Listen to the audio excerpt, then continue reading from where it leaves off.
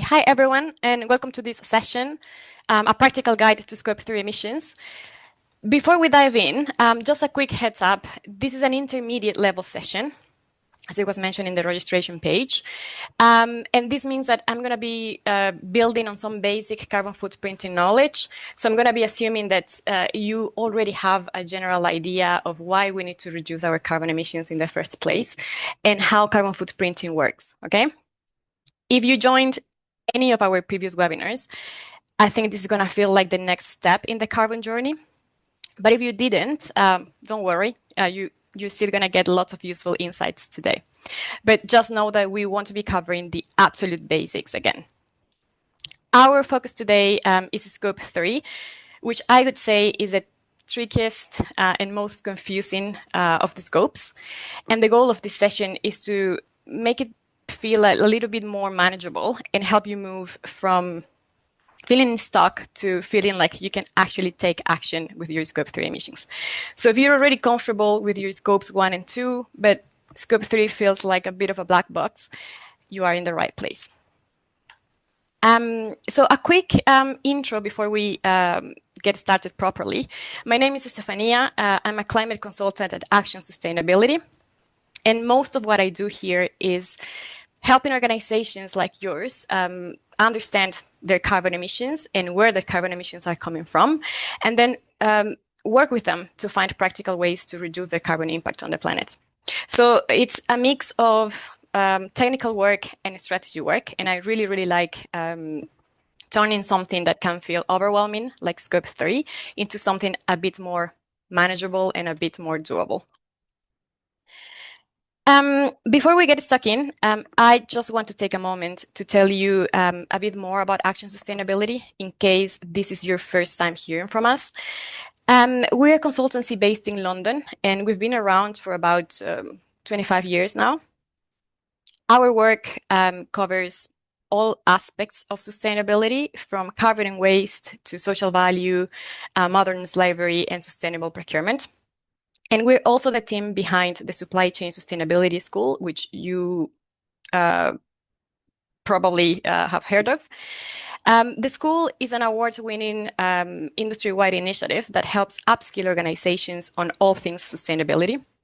And right now, we've got over 50,000 members in the school, and they're all accessing this free training on topics like carbon, social value, etc.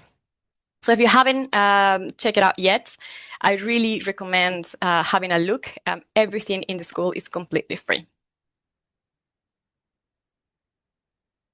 Okay, so coming back to Action Sustainability for a moment, the topics that you're seeing on the screen right now are the main areas that we focus on as a consultancy. For example, we're supporting clients in developing their sustainability strategies. We've also carried out carbon footprinting for organizations of all sizes. And then beyond carbon, we've also got specialists in sustainable procurement, social value, and modern slavery. So we cover a really broad range of sustainability challenges. If any of these areas are something you're working on or you would like support with, please feel free to reach out. We'd be more than happy to chat. You can find out more about what we do and also who we've worked with at actionsustainability.com. And all our contact details are there too.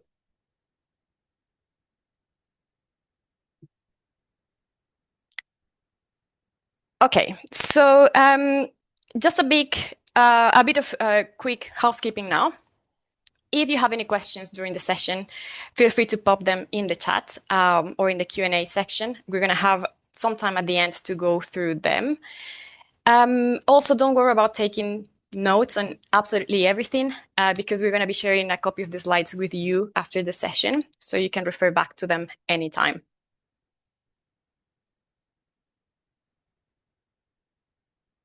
So without further ado, let's take a look at the agenda for today. So we're going to start by explaining what Scope 3 emissions are and why they matter so much. Right now, Scope 3 is a big focus across many, many industries. So it's worth starting with the fundamentals to make sure we're all on the same page.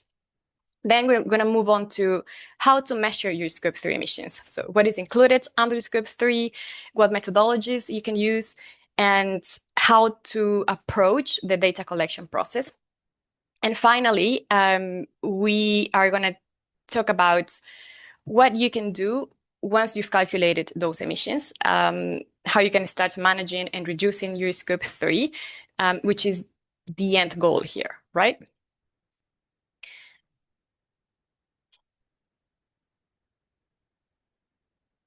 Okay, so let's begin with a quick poll question for me to get a feel of where you are at with your Scope 3 reporting. So the question that you're seeing on the screen reads, have you calculated your Scope 3 emissions? Yes, but mostly using spend-based data. Yes, we have a full Scope 3 inventory, so you're pretty advanced in terms of Scope 3. No, we've only covered our Scopes 1 and 2 so far, or other if any of the above don't apply to you. So I'm going to give it a moment to get all the answers.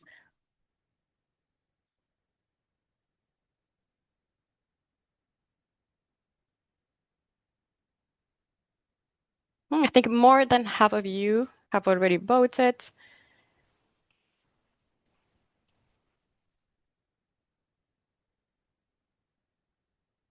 Okay, nice. I can see there is a fair split between option 1 and option 3, right? So about 40% of you have already calculated your Scope 3 emissions, but using spend-based data. So that means that you're looking to improve the quality of your Scope 3 assessment, which is great news.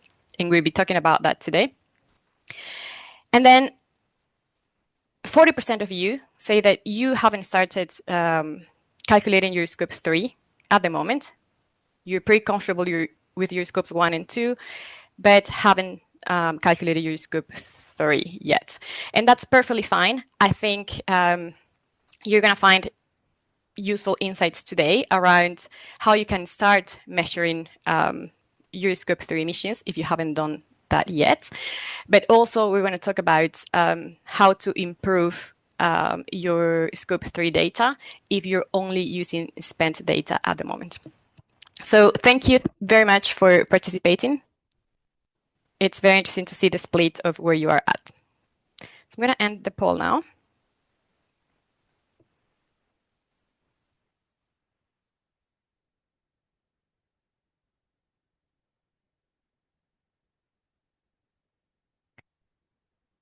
Okay.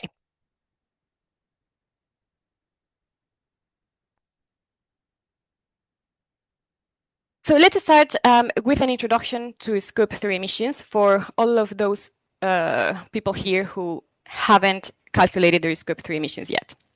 You've probably seen this diagram before. It's taken from the Greenhouse Gas Protocol, which I always say it's like the Bible of carbon accounting. So if you're ever in doubt about your scopes, your emissions categories, or anything like that, that is the place to go. So the graph that you're seeing right now is showing you how emissions are grouped into 3 categories, which are scopes 1, 2, and 3. So let's quickly recap those. So scope 1, which is the section here in green in the middle of the diagram, are your direct emissions. So these are the emissions from the things you own and control in your organization. For example, emissions from the fuel that you use in your own vehicle fleet, or the emissions from your own plant and equipment, okay? Fugitive emissions also fall under this category, and these are any unintentional leakages of gases, usually from things like refrigerants that you use in your heating, ventilation, and air conditioning systems. Scope 2, which is here in gray on the left-hand side of the diagram, refers to emissions from your electricity consumption, okay? These are your indirect emissions from your consumption of electricity. And then there is scope 3, which is everything else. So this is where things get a little bit more complex, and that's what we're going to talk about today. So scope 3 emissions are indirect emissions, and they can happen upstream, as you can see on the left-hand side in purple, or downstream, as you can see on the right-hand side, also in purple. And these sort of include things like emissions from your suppliers, emissions from the products you purchase, how your goods are transported, and even what happens to the product once it's been used or disposed of. Now, according to the Greenhouse Gas Protocol, Scope 3 is broken down into 15 subcategories, and you can see all of them here in the graph. What you need to know is that not all of those categories are going to apply to every business. Which ones are relevant to you will really depend on the nature of your organization, and that's something we're going to explore later in today's webinar. One of the most important things to understand about Scope 3 emissions is that for many industries, they actually make up the biggest chunk of emissions. So I've brought you a few real world examples to show you that. So let's start with a house builder on the left-hand side. So this is a company that builds houses. So for them, Scope 1 and Scope 2 emissions only account for 1% of their total carbon footprint, which is the section in blue. The remaining 99% comes from their Scope 3, which is huge, right? And that would include emissions from construction materials, like all the cement, all the bricks, the wood that they need to build the houses, but also from the emissions of the use of that house by the new tenant. So all the energy used in that house by the new tenant also falls within their Scope 3. Now let's look at a university here on the right-hand side. So for them, Scopes 1 and 2 represent around 25% of their total carbon footprint, and the other 75% is Scope 3, which comes from things like commuting, business travel, procurement, waste, etc., etc. So again, it is a huge portion. And then we have the example of a train operating company here down below. And you can see that for this company, Scope 3 accounts for about 60% of their total emissions. Again, more than half of their total impact. So as you can see, regardless of the sector, Scope 3 is quite often where the majority of emissions are going to sit. And that's why it's so important to understand and manage it.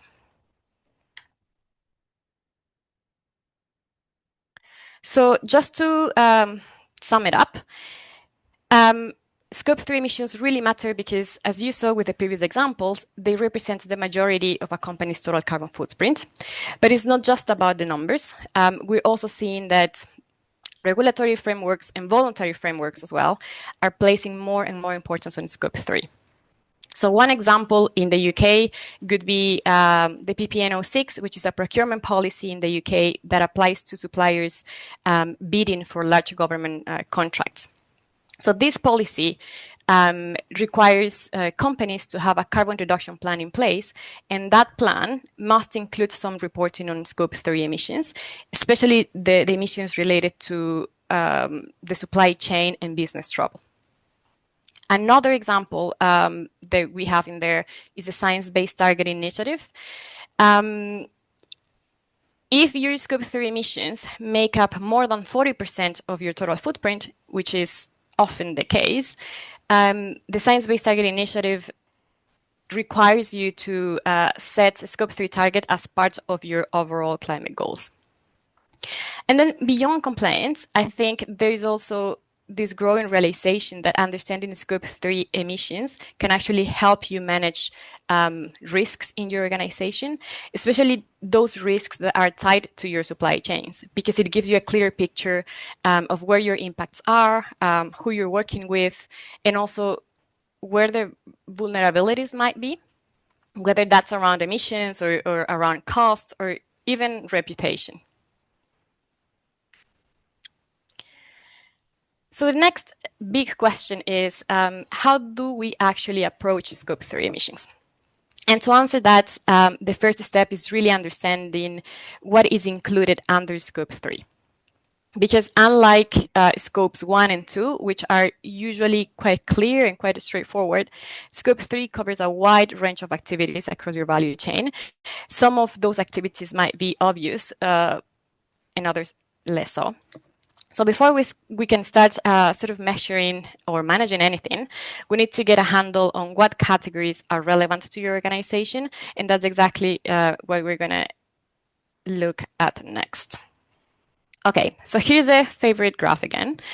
So remember I mentioned that Scope 3 has got 15 categories, right?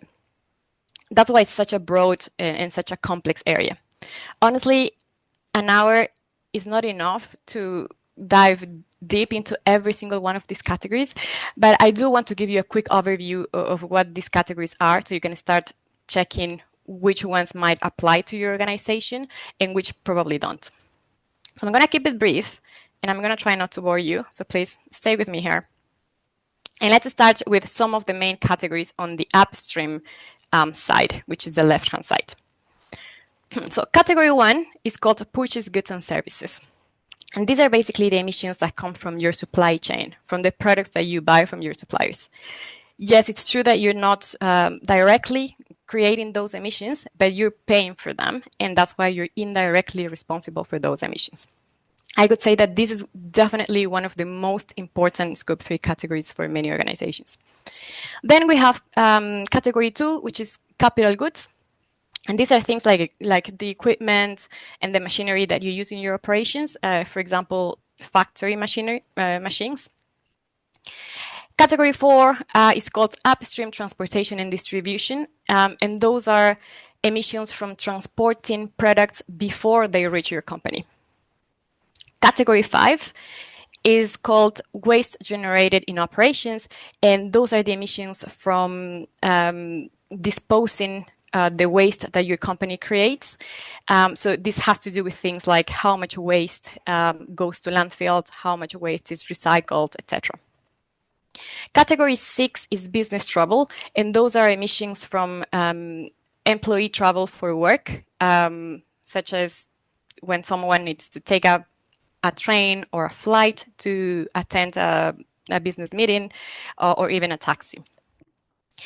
Category 7 is called employee commuting, and those are emissions from employees traveling to and from work. Okay, so you might have some employees using their own private cars to go to work every day, while others might be using public transport. So that would fall under this category. And the last upstream category is called upstream leased assets, which is category 8. And those are emissions from leased assets you use but don't own. Like if you're renting office buildings and the associated energy from that. Now, moving on to the downstream section, which is on the right-hand side, we have category 9, which is called downstream transportation and distribution. And those are emissions from transporting your product to your customers, okay? Category 10 is called processing of sold products. And those are emissions from further processing of your products by others after you sell them. The next category is called category 11, use of sold products. So those are emissions from customers using your products. For example, if you are a car company and you've sold cars to people, the use of that car by the new owner is going to generate emissions, and that's going to fall under this category 11 for you. Category 12 is end-of-life treatment of sold products. So these are emissions from disposing products after their life ends. Category 13 is called downstream leased assets, and those are emissions from assets you lease out to others, like if you're leasing vehicles or if you're leasing buildings or office space to other companies. Those emissions are going to fall here under category 13. Category 14 is called franchises, and those are emissions from operations of franchises that you don't operate directly. And the last one is called investments, and those are emissions from investments your company holds in other businesses. Okay, for example, if your company owns shares in another company, those emissions are going to fall under category 15. So as you can see, it's quite a lot, and I think this shows how wide Scope 3 really is. Now, for most organizations, I would say that calculating Scope 3 is always a work in progress. You might not have all the data that you need in the first year, but the goal is to sort of improve your inventory every year, step by step, and also build these processes that are going to help you collect better data over time.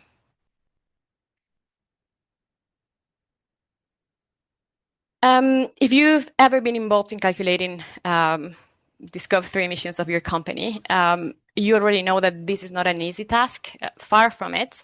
And there are a few good reasons why. So first of all, the data that you need is almost never in one single place. Some of it might come from your suppliers, some from your customers, and it's usually stored across different platforms or different systems, and that makes it tricky to put everything together, right? Then there is a challenge of getting that data in the first place. I would say that getting supplier data is often the hardest part because as a company, you may not have much influence over your suppliers. I mean, especially if you are just one of many clients they work with, right? So asking them to share very detailed emissions data isn't always easy. And then on top of that, depending on the nature of your organization, your supply chain might be really complex. And emissions can vary massively depending on where your suppliers are located or how they operate. A supplier in one country might have very different practices and might have very different energy sources compared to another supplier who is in a different region. And if you're working with SMEs, you have probably found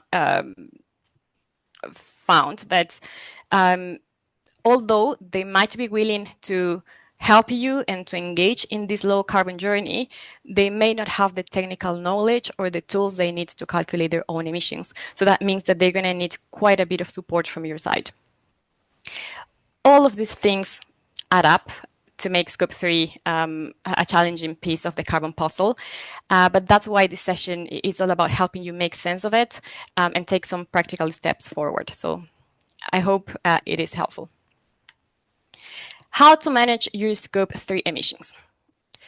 Here is a simple framework that is going to help you get started with your Scope 3 emissions so that 40% of the audience who haven't done anything in relation to Scope 3, you're going to find this quite helpful, especially if you're already feeling a bit overwhelmed. So the first step here is what we call scope screening. And this means going through all the 15 categories and working out which ones are relevant to your organization and which ones you can probably ignore for now.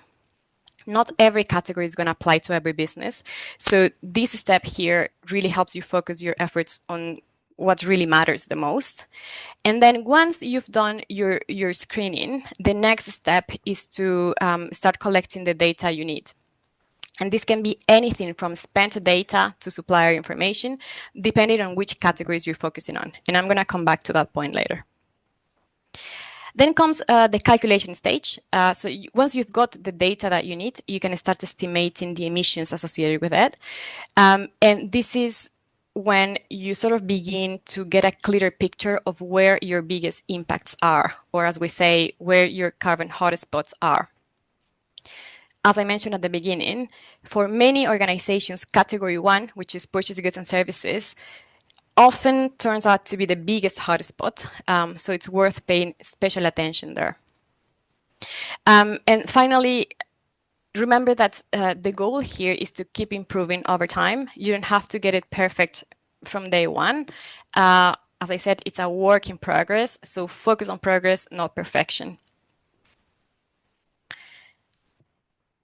All right, so let's dig a little deeper into the steps that I mentioned before. So the first one was called scope screening, right?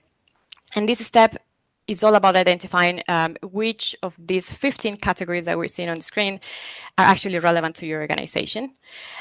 Think of it like following a recipe. You don't need to use every single ingredient in your pantry. You just need the ingredients that are needed for the dish that you're making, right? So it's the same with Scope 3. You don't need to include every single category here, just the ones that make sense for your business. Now, when you're screening, you want to look at two things. The first one is which categories are the most significant in terms of emissions. So which ones are material? And the second thing is where do you have the most influence or where do you have the opportunity to take action? For example, let's say that you are a consultancy company like we are, like Action Sustainability. That means that you probably don't manufacture anything. So those categories like use of salt products or processing of salt products won't really apply to you. But you might have lots of business travel, you might have lots of commuting and IT services. So you would focus more on categories like business travel, employee commuting, and also purchase goods and services. Okay, so it's really about prioritizing where it matters most, both in terms of carbon impact and where you can realistically make some sort of improvement. So let's move on to the next step, which is data collection.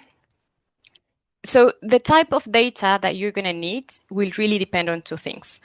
First, which scope 3 category apply to your organization, and second, what kind of information you actually have for those categories. Let me give you a few examples to bring this to life. So what you're seeing on the screen are some of the scope 3 categories. I would say that these are the most common ones across sectors. So the first one is category 1, purchase goods and services. As I said, this is often one of the biggest categories. And to calculate emissions for this category, you're going to need procurement data. Okay, so you'll need to know what kind of products or services you're buying from your suppliers, how much are you spending, and if possible, how much are you buying in terms of volume or weight. Okay, for example, you could say, we bought 5 tons of concrete from supplier A and 2 tons of aggregates from supplier B. That's the kind of information that you need, and it usually lives with your procurement teams or your finance teams. They might have invoices of the things they've purchased for your company. So that's the sort of data you will need. The second example that I have here is waste. So waste is category 5. And what you need to know here is the type of waste, how much waste you're generating, and where it's going. So something like this year, our company generated 0.5 tons of construction waste, and all of it went to landfill. Okay? Or you could say, we generated this year 0.1 tons of paper waste, and all of it was recycled. That's the data you need to gather. And you can find this usually from your waste contractor or by looking at your invoices and your waste reports, hopefully. The third example here is business travel. So this is category 6. And to calculate emissions from business travel, you need to know the distance traveled and the mode of transport. For example, let's say that one of your employees traveled to Germany by plane for a work meeting. That's a round trip of around, 2,000 kilometers. This is the kind of information that you need, and it usually comes from your travel booking systems or your finance records as well. And the final example that I've got here is called employee commuting. So that's category 7. And this is about how your employees get to and from work. Again, you need to know the distance and how they travel. Like, are they using their private cars? Are they taking the train, or are they using the tube? The truth is that most organizations don't really have this data like readily available at this point. So a common approach is that they will run an employee survey every year to gather these details around commuting. So that's something you could potentially try in your organization as well. I really hope these examples are helping you get a feel for the types of data that you might need when it comes to Scope 3 emissions. If I were to give you another tip for gathering data, I would say that it's really important to look at the units of measurements. So are you using liters? Are you using tons? Are you using kilograms? Because that's one of the most common issues that we see in our clients' data. Having the wrong unit of measurement when you're calculating carbon can make a huge difference in terms of the carbon emissions that you're reporting. So make sure to check unit of measurements very, very carefully. All right, so the next step is emissions calculation. So once you've gathered your data, it's time for the next step, which is calculating your emissions. We've covered these in previous webinars. But just as a quick refresher, the formula for calculating emissions is the same across scopes 1, 2, and 3, and it goes like this. Activity data times emission factor equals total emissions, okay? So let's see a couple of examples. The example that you are seeing on the left-hand side is a scope 1 example, actually. So let's say that your company used 250 liters of diesel in its own vehicle fleet. That would be your activity data. You then multiply this by the emission factor for diesel, which is around 2.7 kilograms of carbon per liter. So the calculation is 250 times 2.7 equals 689 kilograms of carbon equivalent. Okay, so that's the carbon impact from burning 250 liters of diesel. Now, using that same approach, let's do a scope 3 example. This is going to be an example from business travel. So let's say that your employees drove 1,900 miles for work purposes using their own cars, okay? That's going to fall under category 6. You can then use an emission factor, let's say 0.27 per mile for an average car, and that's going to give you a total of 522 kilograms of carbon equivalent, okay? So as you can see, it's the same approach you used with your scopes 1 and 2 that you can use with your scope 3. Now, a couple of tips here. Always make sure that your emission factors are up to date and that they're reliable. So if you're in the UK, the most commonly used database is DEFRA. This is the government database. It's updated every year and it's available online and it's completely free. So you can simply Google DEFRA emission factors and you're going to find it. Just make sure that you apply the right emission factors for the right year. So if you're calculating your footprint for 2024, make sure you're using the emission factors from 2024 and so forth and so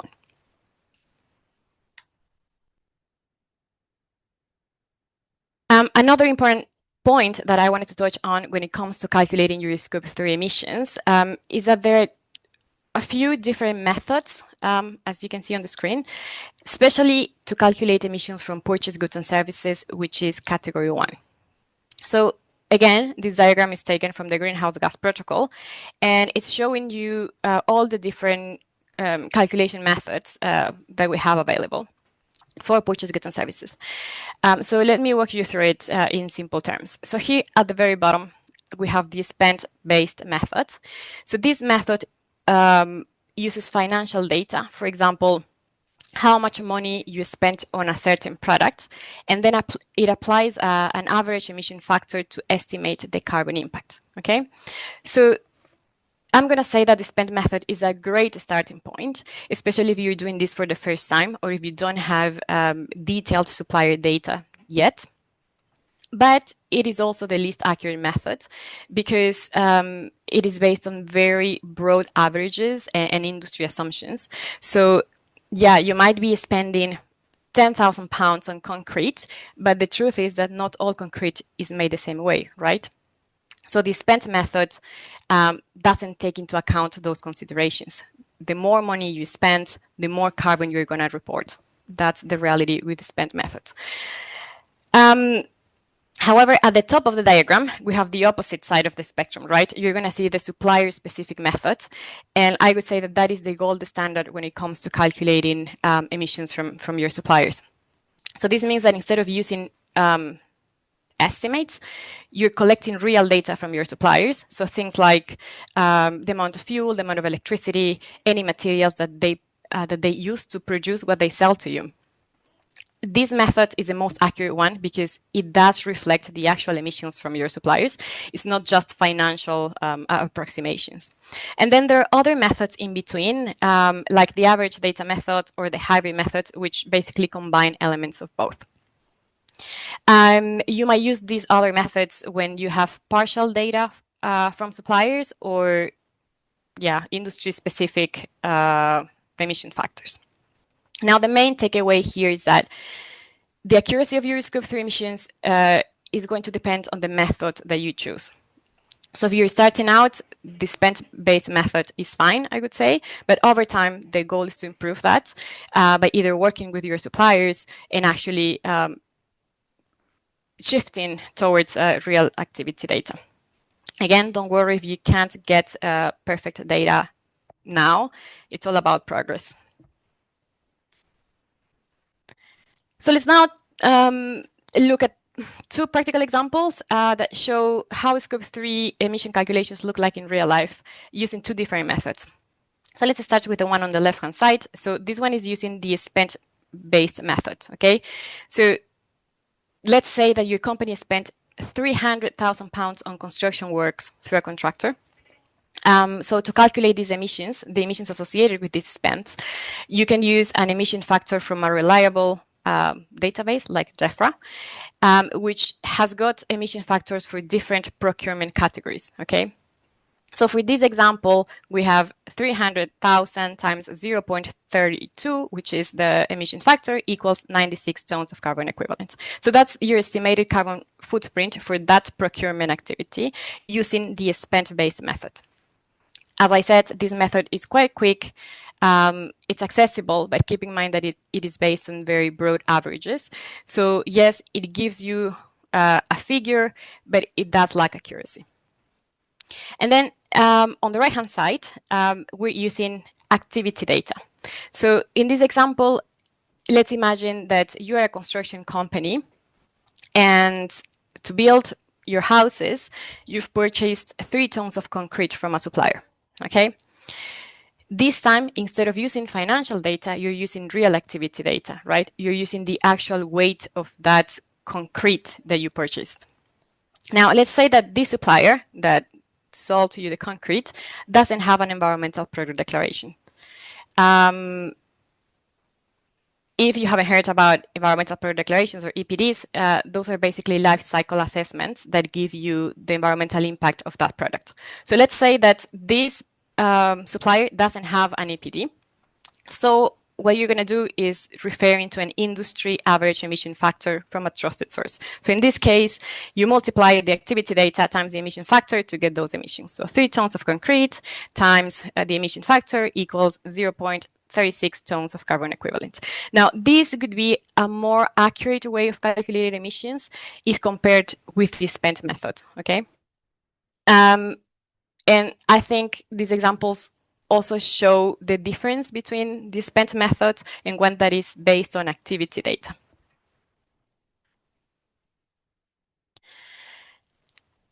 Once you've completed your Scope 3 calculations, your job is going to be to identify which categories have the largest carbon impact, and that's what is going to help you decide where to focus your efforts. So in many cases, companies find that category 1, purchase goods and services, make up the largest portion of their Scope 3 footprint, and that's why engaging with your suppliers becomes such a crucial part of the strategy. If you don't collaborate with your supply chain, you're not going to be able to deliver the carbon reductions that you need to meet your climate targets. Of course, there may be other categories that are particularly important for your organization. For example, business travel, employee commuting, waste, upstream transportation and distribution, etc., etc. So the key here is to identify those high impact areas and to focus your efforts where they can lead to the most meaningful actions. And here's the last point that I would like to make, which is the fact that this process doesn't end once you've done your first carbon footprint, okay? Over time, you're gonna get better at collecting data. You will know where to find that information. You'll know who to ask and what to include in your Scope 3 assessment. And as that happens, your carbon footprint might actually look bigger than before. That's not necessarily a bad thing. It just means that your data is more accurate, that you're getting a clearer picture of what your true impact is as an organization. So don't worry if your numbers go up at first. What matters is that you keep improving year on year, and that you use this information to take real action and reduce your emissions, because that's the end goal here.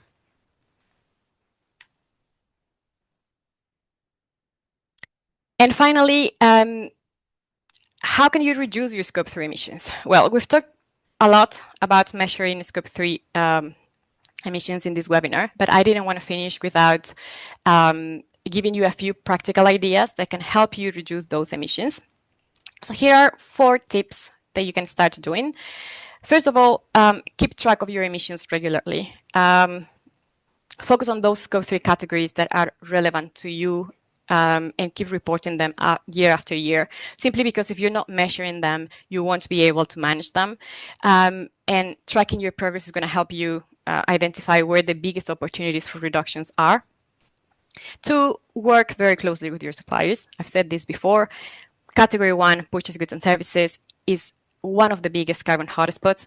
And for that, you'll need to start this conversation with your suppliers. Tell them about your sustainability goals, and also support them in making their own improvements.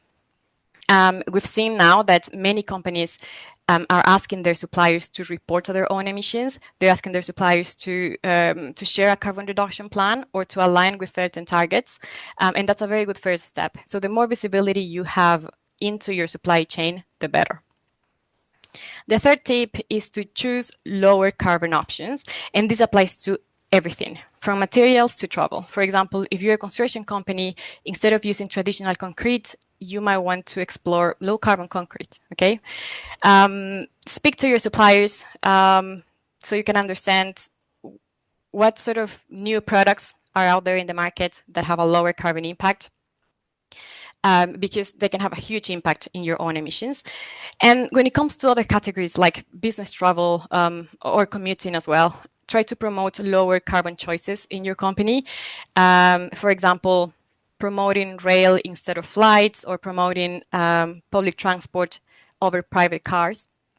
Some companies now have these green travel policies to guide these choices, and that is something that you could implement as well. The last tip is to get everyone involved. Honestly, this is not something you're going to be able to do on your own. It is a team effort, whether it's your suppliers, whether it's your clients or your colleagues, bring them along on this journey. Procurement teams, especially, have a very big role to play here because they manage the relationship with your suppliers. So they are in a very strong position to include these climate expectations in contracts and drive meaningful change. And I think that's a wrap. I hope you've learned something new today and that you feel a bit more confident about tackling your Scope 3 emissions. As I said, an hour is not enough to go over every single category that we have in Scope 3, but at least you now know where to start and where to find more guidance as well. I have a final question for you. It's going to appear on your screen in a second. And the question reads, hopefully you're seeing it now. Let me know if you're not. What kind of support would be most helpful to you right now? Help calculating your full carbon footprint. For example, you need someone that helps you calculate your scopes 1, 2, and 3. Help specifically with Scope 3 emissions. Help setting your science-based targets through the Science-Based Target Initiative. Or not sure yet, we're still figuring things out. Okay, I'm gonna give it a few more seconds to let everyone submit their vote.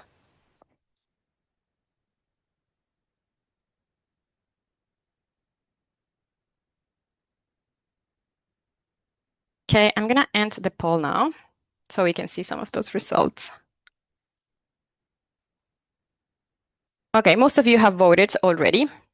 And I can see that most of you do need help with your Scope 3 emissions. So that means that you're pretty comfortable with your Scopes 1 and 2, but would need help with your Scope 3 emissions. Almost half of you. That's very good to know. I hope today's session shed some light in that sense.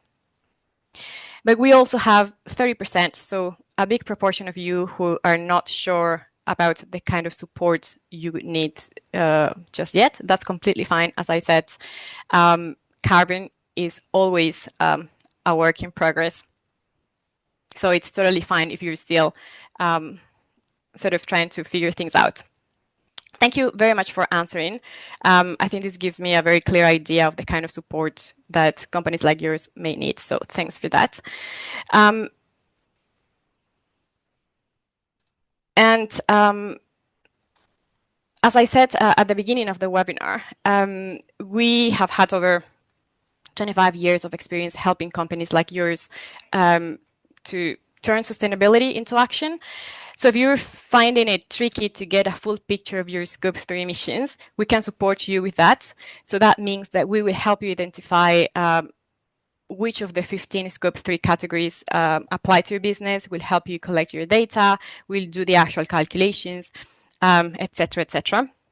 Now, if you already have your footprint done, but you're not sure how accurate that might be, we also offer a footprint validation service, which basically means that we're going to review your carbon inventory, we're going to check that your calculations are correct and that they're complete, and then we're going to give you clear recommendations on how to improve your carbon assessment.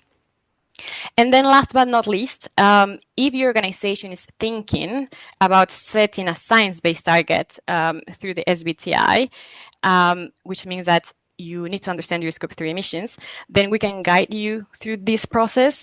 We've helped companies from several sectors get their targets submitted and validated, and we're supporting them all the way from data collection to final approval.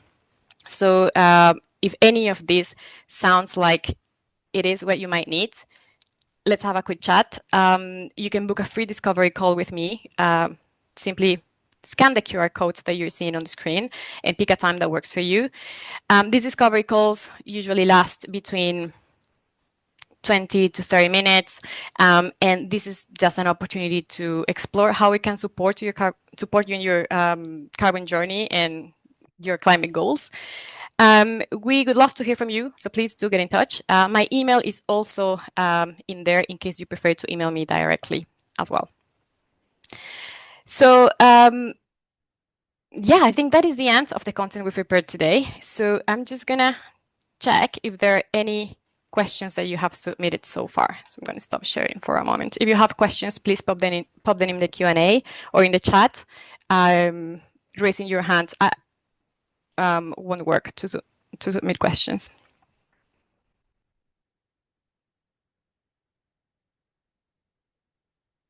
Okay, so I'm just going to check some of the comments in the chat.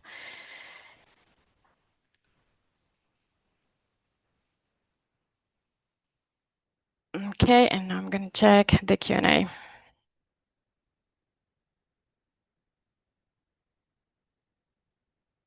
There is a question here.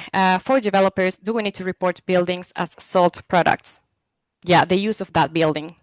So how much electricity is used in that building by the tenants. That's the sort of thing you need to report in Scope 3 as use of sold products.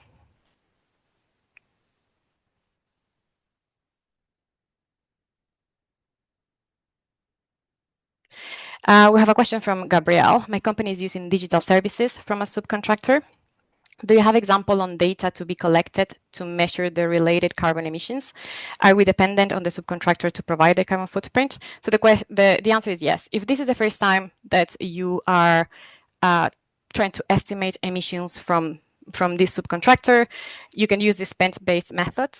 So you can use DEFRA codes to estimate emissions. They could be the easiest but the least accurate method. If you want to improve that, then you will need to speak to your supplier and try to understand what their carbon emissions are.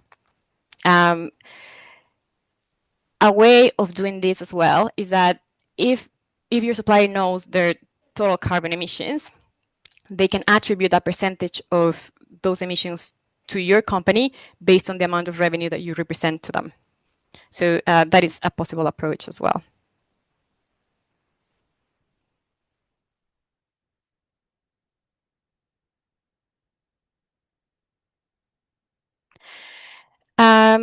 Where would I find industry average emission factors? So as I said, DEFRA is a very good source in the UK. Simply Google DEFRA emission factors, and you can download the most up-to-date version. I think 2 weeks ago, they just released the 2025 emission factors. If you are in the construction industry and you want average emission factors for construction materials, so something a bit more specific, you can check the Bath ICE database, which gives you industry average emission factors for construction materials. And it's also free. Are there any regulations in place now to report Scope 3 emissions? So in the UK, SECR requires certain companies to report their Scope 1, 2, and part of their Scope 3, which is business travel. So the other Scope 3 emissions are encouraged, but they're not mandatory at this stage. That's in terms of regulations. When calculating the emissions from the use of salt products, are LCA databases the best place to find information? Yeah, that's very good. If you've got LCA databases or if you've got EPDs for those products, you can find information in there.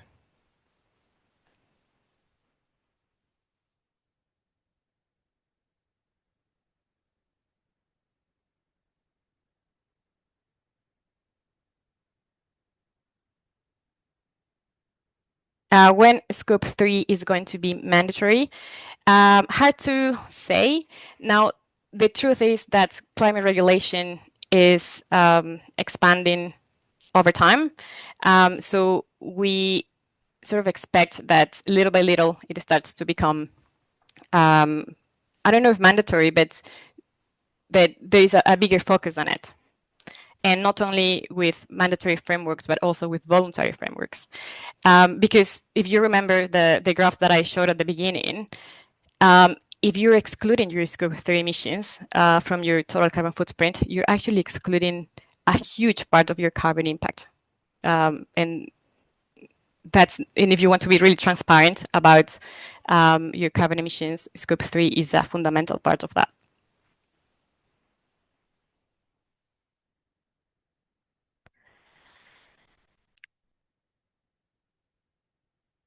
Are there any funding for corporates? In terms of construction, we would like to use low carbon alternatives, but that comes with a cost.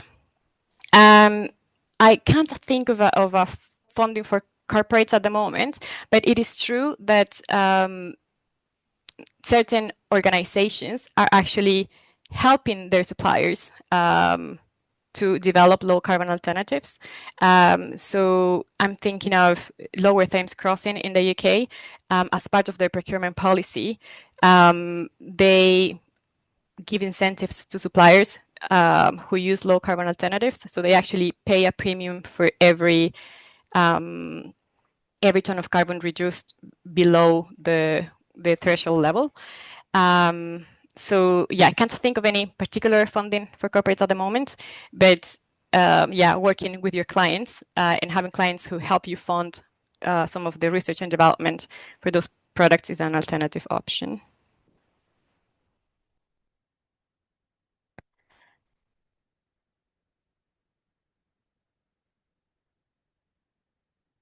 Is there a time limit for Scope 3, for example? In your house building example, it could be there for 100 of years. How far into the future would you account for? So when you do the carbon footprint of your company, you do it for that specific year. Okay, so you would have to estimate if the house is going to stand there for 50 years, then divide those emissions per year, and that is what you would add to the carbon footprint of this year, if that makes sense. I know that sounded confusing. But yeah, you just account for what applies to that specific year.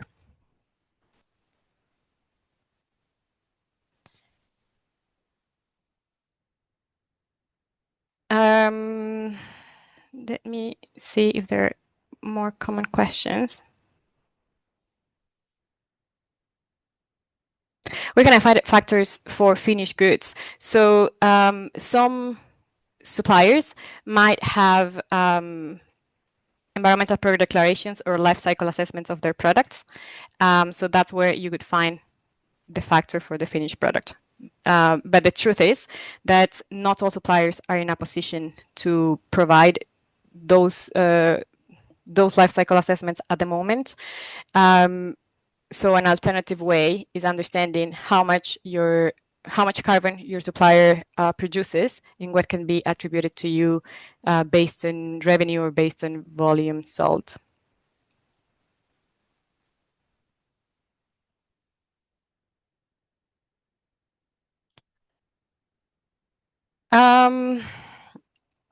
Let me check the other questions.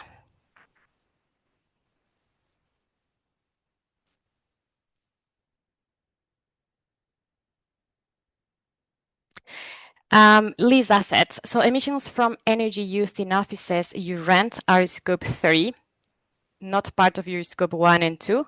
And emissions from space you lease out is your scope 3 and not the tenant's scope 1 and 2. That's a very good question. So scope 1 is about the things you own, but the things that you control as well.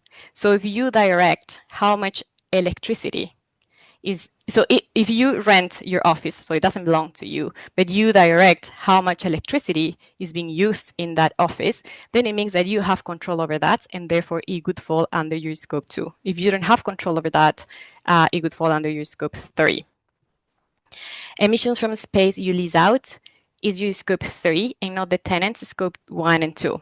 So to answer the second part of that question, your supplier's scopes 1 and 2 is going to be your scope 3.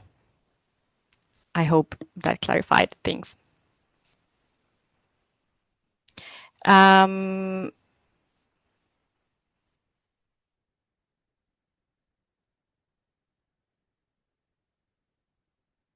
is a related question to that. We currently report our emissions from energy use for our offices that we lease from others in our scopes 1 and 2. Should this actually be reported in our scope 3? As I said, scopes 1 and 2 are the things you own and control.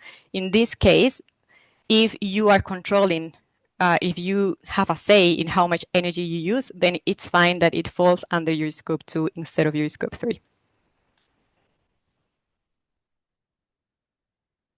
Okay. Any recommendations for emission factors for food other than DEFRA? I can't think of any at the moment, unfortunately. But if I find something, we can send it as part of the thank you email. Food is very, very specific. Okay, I think I've answered most of the questions now. I wanted to thank you for joining this webinar, and I hope that you learned something new. Please remember that you can book a free discovery call with us so we can understand how we can support you in this carbon journey. Thank you very much for attending this session, and I hope to see you at another webinar with Action Sustainability. Bye for now.